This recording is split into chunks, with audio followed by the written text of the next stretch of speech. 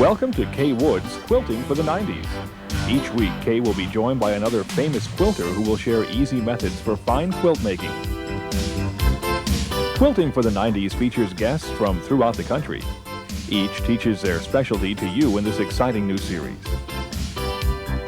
Learn new ways to create traditional patterns. See the latest innovations in new designs and techniques that will make your quilting faster and more accurate. Quilting for the 90s from Kay Wood is your path to better quilting. Now, let's join Kay and today's guest. Welcome back to Quilting for the 90s. Today I have a special guest that I know you'll enjoy. I have a bag lady here. Yes, Kay, but just don't call me the old bag. This is Linda McGehee from Shreveport, and Linda designs terrific bags and embellishes them. I work with basic patterns. There are 8 basic patterns, and we embellish in all sorts of ways, from heirloom sewing, quick piecing, couching, crinkling the fabrics. Anything you'd like to do as far as embellishment can be included in a handbag. Let's take a look at some of your bags. Okay. Tell me about this one. Ultra suede with couching with a heavier metallic thread. The frame is a curved hex frame. It opens into a hex shape, and you can see what all the goodies that are inside it. We like to use pretty linings too. That's really gorgeous. I like that a lot. How about this one right here? That's the big tote. The quilters use the tote, or the sew-in, or for diaper babies, whatever can be used in that crinkling technique. It uses a straight hex open frame in the upper edge. Okay, and the small one? The small one is a tubular frame, and the tubular frame opens wider. It's a little bit pouchier shaped bag. It's the same style as the one that I'm holding. That's gorgeous, Linda. I just love that one. Lots of techniques on this one. We have couching, double needle. We've added some rhinestones for a little flick of glitter. The beading is done on the machine. Everything's done on the machine. I'm a machines person, Kay. Don't ask me to do any hand sewing. Did I ever? No, you really didn't. Okay, this is really gorgeous, and it's so nice to have a small area to be able to embellish. Yes. Okay. You can play with techniques in a small way. Well, you're good at that. Let's take a look at the bag we're going to do today. This is a bag with an angle vanity frame. We are going to put a mock cording inset in it. So it looks like there's corded piping, which is not a fun technique to do, but there really isn't corded piping. And we're going to put several different insets in the front so we can interchange it. Great. How did you get started in bags? About 10 years ago, my sewing classes were working towards the suedes. And you know the expense of the suede, so the ladies wanted to use every tidbit. I don't call the suede leftovers scraps. And we worked with belts and accessories, and I found one of the tubular frames to work with and started hand printing the patterns for class. The day I had 25 students in class was the day I decided it was time to see a printer. Well, that's great. And I know from being at your school in Shreveport that we ate some unusual things, didn't we? Well, some people call them unusual. It depends upon where you're from. But we had some alligator and some crawfish. Alligator, crawfish, etouffee. Right. Okay. I'd like you to join us now in the studio, and Linda is going to show us exactly how easy it is to embellish a bag.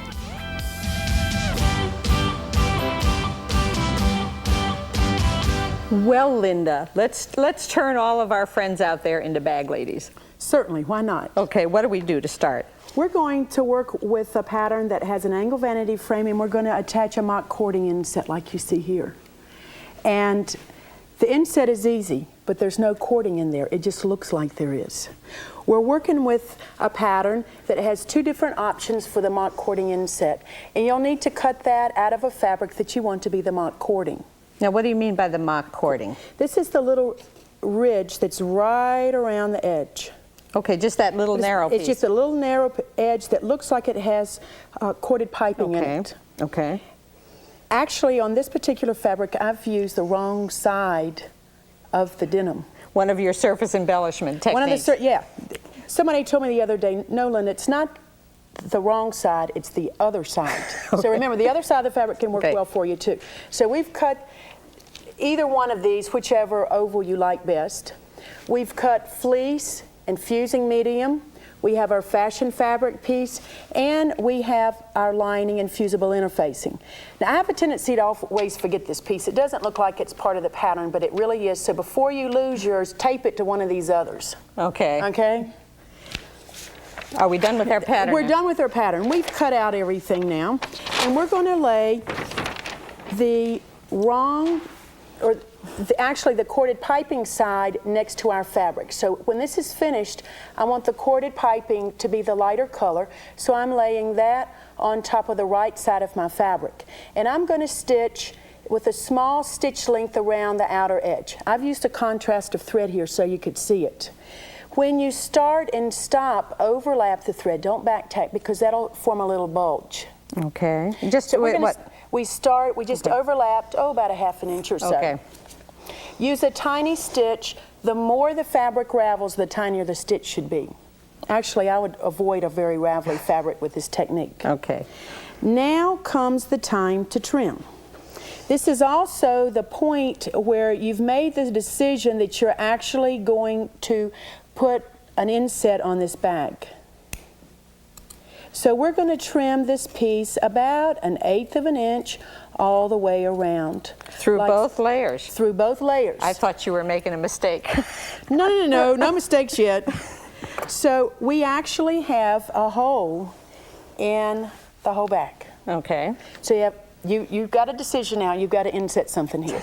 So what we're going to do is turn the fabric facing. Actually, you're making a facing. Remember when you were in home economics class and they made the facings all go to the inside? Mm-hmm. Well, we're making a facing, except we're allowing the fabric that's underneath the facing piece to show just a little bit. You can finger roll this to the point where help me out there. Thank you. Just a little bit of that ridge shows. Okay, so we have a nice ridge showing. It shouldn't be any more than 1/8 of an inch, otherwise you'll start to get pull lines. Okay. Now you can press this and hold a nice crease in that edge, and then use the term that we call stitch in the ditch. So we've stitched in the ditch around this outer edge to hold the facing nice and flat. Okay, let's just clarify for our viewers, stitching in the ditch. This is the yellow stitch. It's right in the weld between the corded piping piece, right in the weld between the two different colors. Okay. So that if you're using a color of thread that matches, you won't see the thread at all. Okay, let's take a now, look on at the that. underneath side, you can see just a touch of the thread showing. Okay. Now, we're going to take this piece and do a little bit differently than we did in the pattern, because I want to change these pieces. I want to, every month, change the center. Is that called not being able to make up your mind? Well, yeah, you can call it that. Yeah, we're kind of like that. We're going to take a piece of fabric that's the same as the lining. Okay. It doesn't have to be, but that's what we're doing today. We're going to lay it exactly on top of our opening. Then use a piece of the fusing medium. This is the piece that all of this melts, so there's no right or wrong side to it. The whole piece is going to melt. Okay, like it's a stitch witchery. Yeah, it's a fusible web, yeah. Mm-hmm. And we're going to lay a piece of fleece on top of that.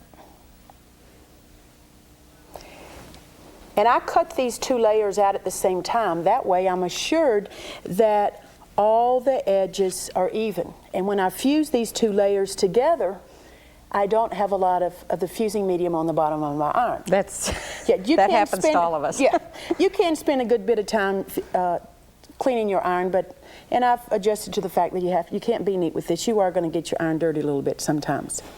We're going to fuse these layers together, and when we fuse them together and turn the piece over, we've inset the lining piece, so this can show as an inset on the side of our bag if we wanted to. Okay. Okay, we're going to leave this piece alone for a few minutes, and I'm going to come back to it later on, but the reason is I need to do a pocket on the side first. Okay. The pattern doesn't have a pocket on it, but I've had a lot of ladies say they need pockets on their bags. Outside pockets, inside pockets. So we're going to stick a pocket on the outside that's going to be encased in the straps. Okay. Okay. We're working with a piece of fabric. The outside fabric, our denim fabric in this case, is 8 inches by 7.5.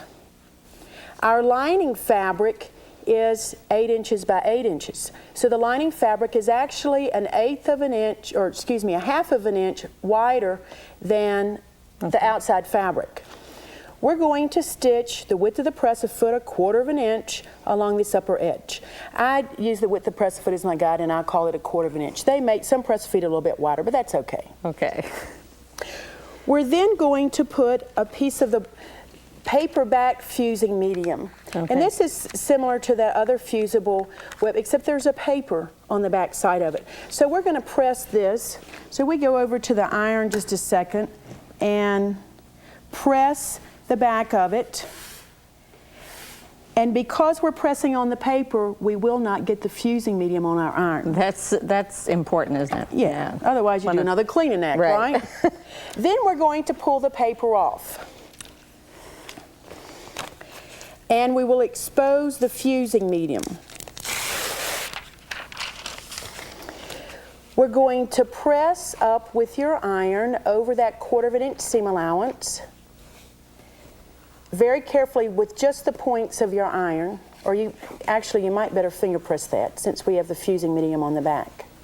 We're going to fold it under like so, and then steam this to hold the 2 layers together. They'll be fused together. They're going to be fused together so we have a sturdy pocket, the fabric's sturdier since there's 2 layers, and they're fused so they act as one. You will have just a little bit of your lining fabric exposed on the outside. So we're also going to again stitch in the ditch. You can see the yellow stitching here that's right next to your seam line, so in a finished bag it really won't be seen at all. Okay. So this is our pocket piece. It's now a square. We're going to lay that on the pattern. Now this just reminded me of something I didn't tell you at the beginning. The pattern is placed on the fold. Okay. But because we're adding straps, we had to add 1/4 of an inch seam allowance along that lower edge. And we're going to include the bottom of the pocket in that lower edge. Okay, instead of having the lower edge on the fold. Yeah, you need to add that 1/4 of an inch. Okay. You'll notice that there's space in the pocket. So we've moved, you can see the square lines with the chalk marks on the side, and we moved the pocket in, about 3/8 of an inch. Why? And that gives you space so that you can get your hand in there to get the keys out. So many people get your hand back out. You get your hand back out. So many people use a flat pocket. Right. You don't have space to get your hand in, you can't get a hold of things, and you also rip the pockets on the edge. So we don't like to do repair jobs. We're going to do it right the first time. We're next going to take a look, and you notice those were raw edges. So we're going to cover those raw edges with our strap. Okay. The only finished edge is at the top of the pocket. We have a raw edge along here, along the bottom, which will be encased in the seam, and along the other side. Okay. So we're going to make a strap, and you've got to decide how sturdy you want the strap. I generally interface the straps. Use a fusible interfacing, and I start with a piece that's 4 inches wide. Okay. Fold the outer edges in 1 inch so they meet in the center, or there's trusty little tools out that can help you fold it. You just slide the fabric through the tool and the tool turns it perfectly for you. Either way is fine. Okay. Once you've pressed this lengthwise, fold in half again, and we're going to edge stitch along that edge. Now there are press-a-feet to help you edge stitch a little bit better, but edge stitching is right along the edge of your fabric. Okay, that would make a really strong strap. This is a strong strap. Most ladies nowadays carry a lot of stuff, so you got to accommodate the weight, you know. We're going to lay that strap piece on top of the pocket, so we've covered the pocket. Oh. All the raw edges are covered. There's no bulk underneath there. Good idea. And we're going to stitch from the bottom up, across, come back, across, so there's a triple stitching there. We don't have to repair later on, and then back down again. We're doing that on both sides. Well, that really it strengthens it because there's no pull on the pocket. Absolutely. Good. Now, this is the reason we did the pocket. We have a position for our straps so that they will match our side panel. So you lay the other edge, the cut edges together, and you line up the straps with the pocket piece. Okay, good. Okay. And attach the straps the same way, you just don't have a pocket underneath there. Our next step is, and you're going to do most everything you do from here on out twice. Hopefully you don't have to do it more than that. But we're going to edge stitch along the edge to hold, with a 1/4 inch seam allowance to hold that edge down. It's a finished edge now. Okay. You're going to do it on both sides. One has been finished in navy thread, so you really don't see the stitching. The other is in the yellow. Is that what you meant when you said we were going to do it twice? Yeah, you're doing it on both sides of the Okay, back. I thought so you meant we were going to make a mistake the first time every time. And No. We're doing all this right the first time. Okay. So we're working on both ends of the bag. And we're going to put this aside. We have our lining piece that's been interfaced, and we interface it to make the lining more stable. Okay. So that the lining doesn't wear away before the bag does. It's interfaced with a fusible interfacing, and to save myself a step in cutting, I fuse the interfacing to the fabric, then I cut out. Because I don't care how good you are, there's no way you can cut all these funny curves and corners and come out with the corners meeting. So you just had a square of interfacing to a square of fabric. Okay. But that's like follow the lines of the pattern. Yeah. You'll notice here we did use the fold. Okay. We're going to put the right sides together and stitch up the wing area of the bag. That's where there's this little wing or fan shape. Stitch up both sides. You're going to have a hole in the corner. Is that good? That's good. Okay. Put the two cut edges together. Okay. And then we're going to stitch across that edge, and the other edge has been stitched for you so you can see how that looks. So we stitched across there. Okay. Now I've decided I wanted my bag to be squattier this time, so I made that seam allowance larger. The other seam allowance is a 1/4 inch, but this one I made a 1/2 inch because I want a flatter bag on the bottom, more space flat. Okay. We're going to take that piece and put it inside our fashion fabric bag, which we've already stitched the end and mitered the corner the same way we did on the lining. See, now we're doing it 4 times. Okay. So we've stitched the side, mitered the corner, and we've also folded, there's a mark on the pattern, folded the facing down and stitched from the folded edge down to the dot that's on the pattern. Okay, right sides together. Right sides together. We've done that 4 times. 1, 2, 3, 4. Okay. We're going to turn, whoops, we got to stitch the ends, don't we? We're going to stitch from the curve, the dot, across the curve to the dot on the other side, and we'll clip those pieces. This is to remove a little fullness. Okay. We've got all sorts of space to turn the bag. So turn this madness. That's what it looks like at first, doesn't it? Right side out, slide the lining down in the bag. Turn your facings, right side out, turn the other one, right side out. And the edge has a tendency to want to roll. See how that wants to roll? Yeah. Well, we're going to edge stitch that down nice and flat. Okay, good so idea. you can see that we have a nice curve. We're ready to put the frame in. And the frame will be exposed in the finished bag. So that little piece, remember I told you not to lose it? You cut 4 of those. Okay, and that's where they're going to fit. Now I have a couple of them here that already have the double face tape on it. It's a 2-sided tape. I'm going to cut these pieces apart. This is the pattern piece, and then you've put the double face tape on the back. And you have 4 of them. If you're using a ravelly fabric, you can put a little bit of a fray check around that edge, prevent it from raveling. When you open your frame, and this is a frame that hasn't been used at all, when you open your frame, lay the frame cover on the end, slide the inside back first, the outside back second.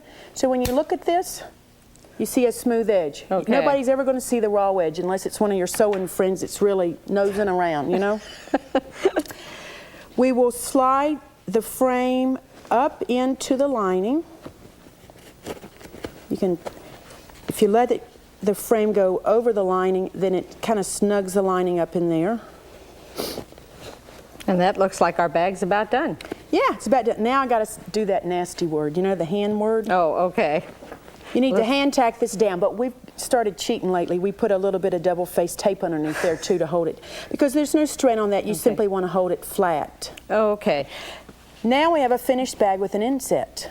And we can start doing some of those fun things, like, you know, your rail fence. Mm-hmm. We've taken a square and we're going to slide the rail fence on the inside. Okay, you can here. just slide them all in. And that's why we have the facing. Okay. And we could slide any of the embellishments you have, right? Mm-hmm. Okay. We could... can we take a look at some of your other embellishments? Sure, let's do. Okay. Right here we have a purse that has some beading on it. Beading in it. Yeah, those techniques are in the book. Okay. The crinkling, the fabric's all wrinkled up. Remember, you didn't want fabric that was... We used to want fabric with no wrinkles. Now we want wrinkles in the fabric. And so we put it in. We added some couching with that. We've also done some top stitching, which is the same, or crazy easy applique, what I call it. It's just tidbits of fabric stitched over that we could put in the side. We have the crinkling technique that's the same as over there. Pull that guy out, and we centered the flower on this. We planned this one a little bit better, and we can tuck this guy in there. Okay, let's take a look at one or more of your jackets here. This is a jacket that matches the garments you have? Yeah, this is the jacket that completes my outfit with the tartan and the ultra suede bag with metallic stitching. Okay, let's take a look at this one. This one is really glitzy. This is glitzy. The back's the best part. Okay, let's take a look at the back. Some of your quick piecing techniques, couching, crinkle the fabric, pin tucks, beading, rhinestones, and of course you always have to have a bag to match. Everybody's got to have a bag to match every outfit. You really are glitzy with this. Yes. Okay, let's take a look at one more garment. I think this is my favorite. Yeah. Because you've got a bag. Absolutely, have a bag to match. Lots of metallic threads, beading. Mm-hmm. Lots of things. Mm-hmm. Just about anything you want to put on your garments and your bags. Anything you want to play with, you can play with in a small way on the bag. If you like it, then make a jacket to match it. Okay. Well, Linda, I'll tell you, I have this bag that you made. Look at this. And I want to know how you do that. Well, where's the trash can? The trash? The trash can. Pull out the trash can. Okay. Y'all have been sewing in here. I bet you there's some... these are all sorts of little tidbits of... Oh, look at that piece. We might use this as a base. You were experimenting with the quilting machine. There's already batting in there. What we're going to do is take... What happened to my scissors? Take these tidbits, and if some of them are a little bit long, we're just going to layer all this stuff on here. We can chop it up. This is how you work out your frustrations. Oh, how about some threads? Okay, you do the threads. This is like a pizza. So you put, this is the meat and the sauce and all that stuff. The threads are your top, the cheese. And you can even pull some thread off the spool and put that on top. And what do we do after we get all the pizza stuff? We're going to put some plastic on top of this. And then meander all over with stitching. You can even put your logo. You can put stamps. If you go to the movies a lot, just stuff everything underneath there, stitch it down with your clear monofilament thread, and then put it together in the bag. All your souvenirs, right? Yeah, the souvenirs from your travel, sure. As long as a needle will go through it, you can put it in there. Okay. Well, thank you so much, Linda. And I know people are going to be anxious to make one or more bags, and boy, we sure have a lot of stuff for this. Absolutely. Thank you. Thank you. Hello today from Linda McGeehee and Kay to the Red River Quilters in Shreveport, Louisiana. From your letters, I know that a lot of you are working with landscapes in your fabric, and that brings us to skies. Right here I have a piece of hand-dyed sky fabric, and that is really great for your wall hangings. But every once in a while, I know that when you get in the mood to start a wall hanging, you may not have your hand-dyed fabrics right at hand, and it takes a while to hand-dye them yourself. So I wanted to give you an alternative. Right here I have a piece of fabric that is a dark blue color, and I wanted to make a dark sky, but I didn't want it all dark. And so this is just one of those alternatives that you can use to make your fabric into the kind of piece that you want. And in my magic bottle here, and we have to be careful, you might even want to wear an apron. This is nothing more than household bleach, like Roman cleanser, a liquid. And if you take a paintbrush, you can just paint your fabric and just watch and see what happens. And as you can see, I'm not doing a masterpiece here. I'm just taking my stitch or my strokes right across the fabric, and I think you can begin to see some of them. Actually, what we're doing is bleaching the fabric. Now, you don't want to do this if you're going to make a quilt, because the bleach is going to weaken the fabric. You know, this is just for in a wall hanging where there's not going to be any stress on it. Okay, you can see the look that I've got here. And sometimes I do part of it with bleach half and half with water. This was full strength bleach. And I think you can see how it looks. We're starting to get the color into it. Now, you might use this as a sky the way it is, but I think it's a lot prettier if you just take a piece of interfacing or fleece. And what I'm going to do, you can see I've already run a row of basting stitches. And I'm just going to take the stitches, and if you pull, let's take here, the bobbin thread, we can just sort of scoot it up until it's the size, which is half of my piece underneath. And we'll sort of tack it there. You can then sew it there, or if you have iron-on fleece, you can press it. And can you see the nice texture you would get for your sky?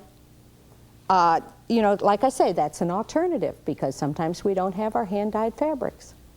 And I think you'll enjoy putting these into your landscapes. Next week on Quilting for the 90s, we're going to have 2 special guests, and I know you'll enjoy seeing those. So won't you please join me? Kay Wood is offering a companion book to this Quilting for the 90s series.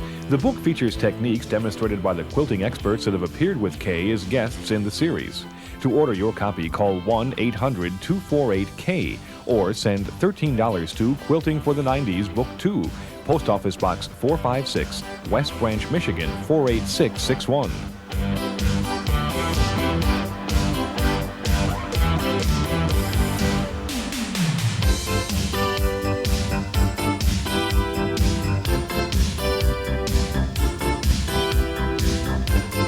This Quilting for the 90s series is underwritten in part by the American Professional Quilting System and Viking Sewing Machine Company.